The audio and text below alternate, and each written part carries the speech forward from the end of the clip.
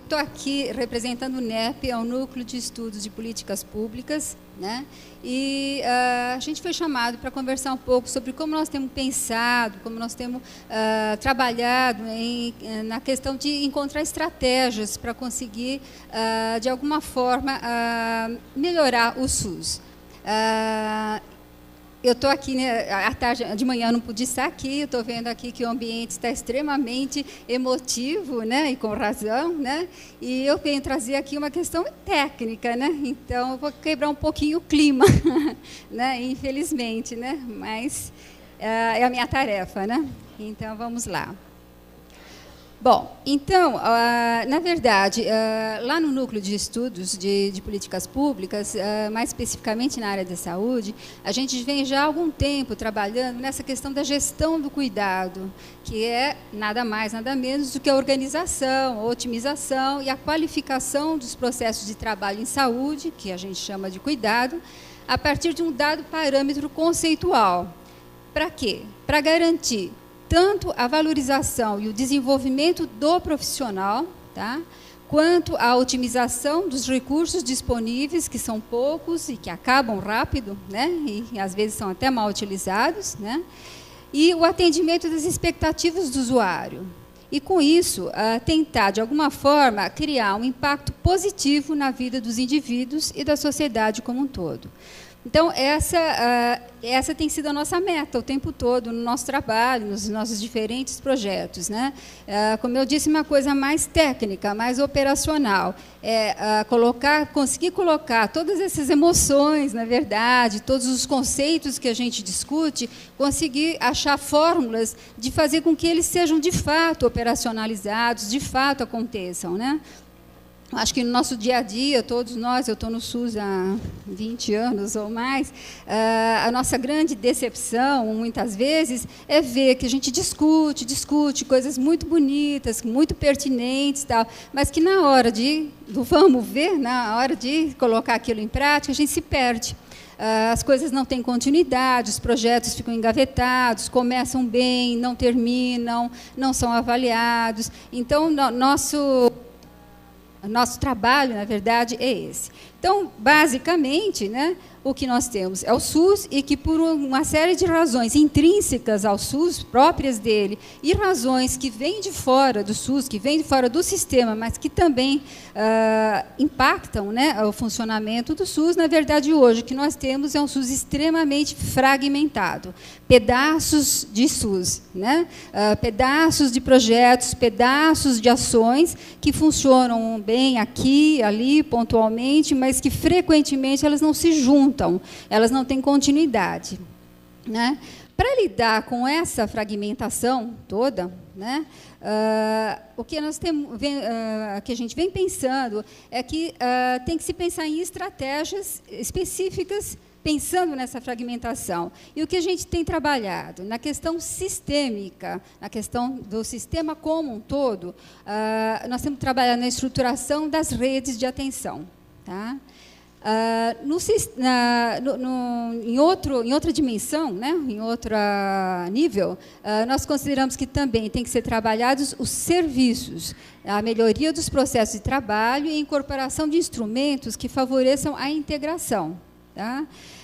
A terceira dimensão seriam as práticas profissionais. Então, na verdade, o que nós estamos falando é de um grande zoom, né? A gente começa no todo, no sistema como um todo, e vai dando um zoom e trabalhando passo a passo nas dimensões, em cada fatia, né, deste zoom, para a gente conseguir chegar no nosso dia a dia, na ação do dia a dia, né, daquilo que vai realmente mudar a realidade. E eu acrescento aqui uma quarta dimensão, na verdade, que é o usuário, né? Que eu acho que aqui já isso está bem claro, né? Até nesse vídeo que nós vimos agora, né?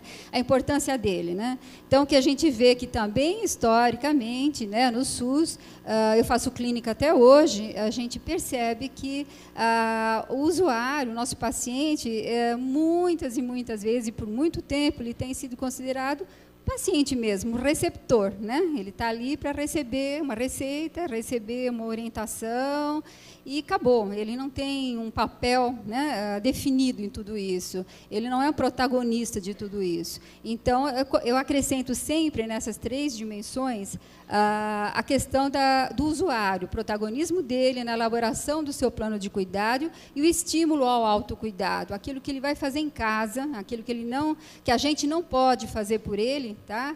E que a gente tem uma responsabilidade em relação a isso. A gente não pode fazer por ele, mas a gente pode ajudá-lo, né, a fazer, a gente pode ajudá-lo a orientar, a acompanhar. Então, essa 4ª dimensão, eu acho que cada vez está ganhando mais força, cada vez está sendo mais discutida e que ela é fundamental, principalmente agora que a gente lida com muitas doenças crônicas.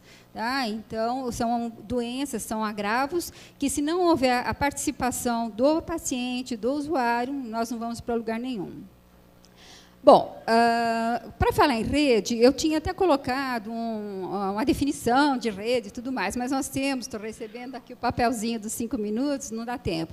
Então, na prática, o que é uma rede? Grosseiramente, a rede na saúde, é um conjunto de serviços da atenção básica, né, as unidades básicas de saúde, que se relacionam com um conjunto de serviços da atenção especializada, sejam eles ambulatoriais, sejam eles hospitalares, sejam eles de média ou de alta complexidade, e todos eles apoiados, todos eles recebendo, né, o apoio de uma série de serviços, de outros serviços que, de alguma forma, cruzam todos os nossos serviços de saúde, que é o sistema logístico de apoio, regulação, transporte, informação, comunicação, apoio diagnóstico e assistência farmacêutica. Tudo isso, obviamente, controlado, tudo isso organizado por um sistema de gestão. Quando a gente vê esse desenho, fala, bom, mas isso existe há um tempão, né, já na rede, né, no SUS, né? Qual a novidade? Bom, a novidade é que, e a dificuldade também, não é só novidade, é que nesse mesmo desenho que a gente já conhece, que já, de certa forma já existe, nós temos que trabalhar uma série de conceitos novos e organizar esse serviço, esse desenho aqui que nós estamos vendo, a partir desses conceitos. Alguns deles fundamentais, que são, tem vários, mas é o que eu coloco aqui, a questão da integração, ou seja, os serviços que conversem um com o outro, coisa que parece óbvia, mas definitivamente não é. Os serviços funcionam isoladamente, de modo geral. Então, a integração entre os serviços, a questão da continuidade, ou seja, a garantia da assistência a um paciente. Normalmente, o que acontece? Ele está na unidade básica, ele recebe um papelzinho para ser encaminhado para alguma especialidade e lá para, porque ele não consegue aquele atendimento, acaba desistindo, enfim. A continuidade é uma responsabilidade nossa, não é só dar o papelzinho, é garantir que realmente ele chegou na outra instância e que recebeu o atendimento coerente com o nosso, né? Porque se cada um fizer uma coisa também diferente, sem conexão, também não vai dar resultados.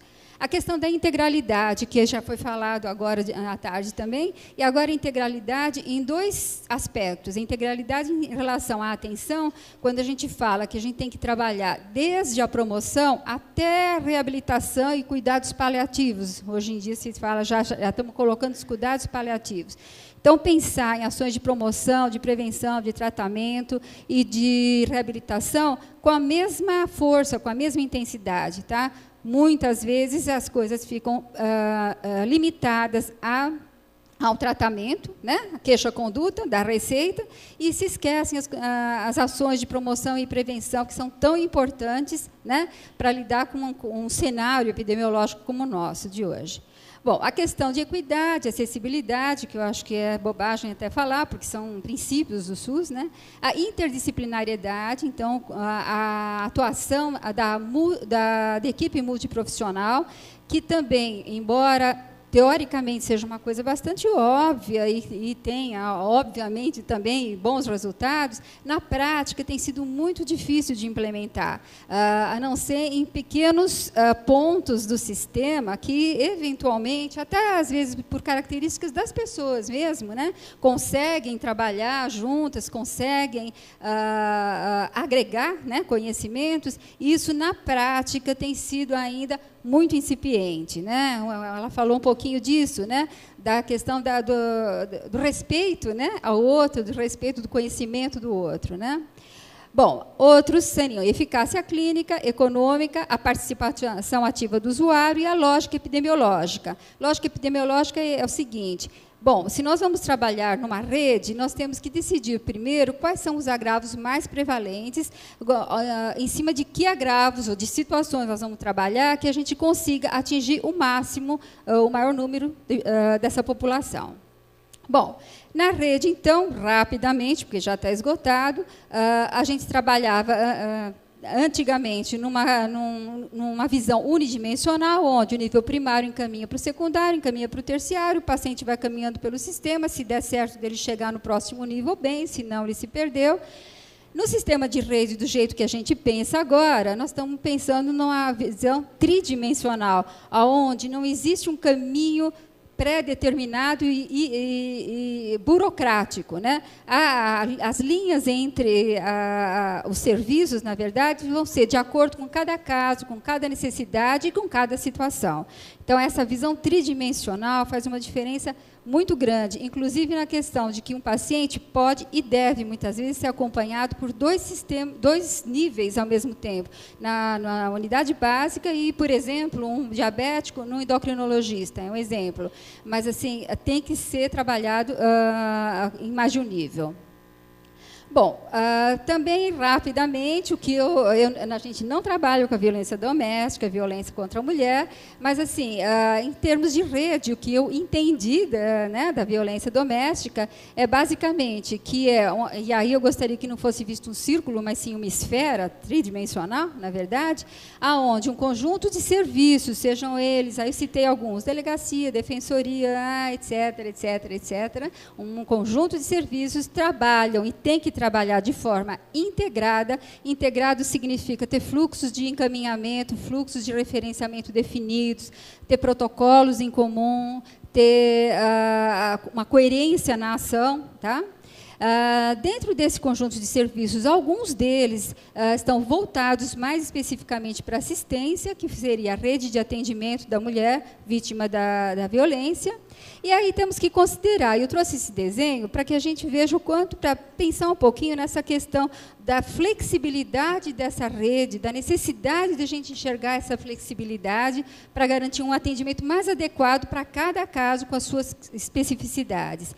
Então, alguns desses serviços, por exemplo, que fazem parte da rede de atendimento à mulher, fazem parte também de outra rede. No caso, estou falando um caso, da rede de atenção à saúde, aonde existem outros serviços que não estão ligados diretamente à questão da mulher, no caso, mas que também têm que estar integrados. Então, a gente vê aqui a complexidade, né, quando a gente fala de trabalhar em rede, o tempo é curtíssimo, já acabou, mas assim, o trabalho em rede é uma questão extremamente complexa e que exige um cuidado muito grande.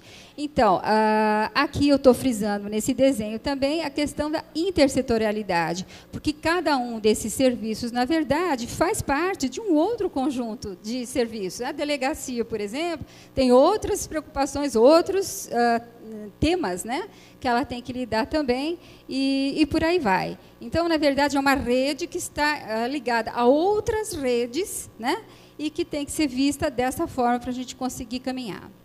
Bom, então tem o primeiro nível, né, o sistêmico, que é a rede, o segundo, que eu falei antes, serviços e práticas profissionais.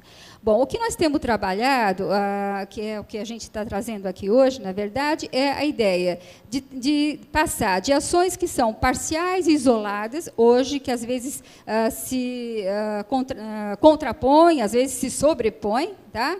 E caminhando com essas ações, tá? Agrupando, dando coerência entre elas, até chegar num conjunto de ações encadeadas, tá? E que tenham um objetivo definido. E isso nós chamamos de linha de cuidado.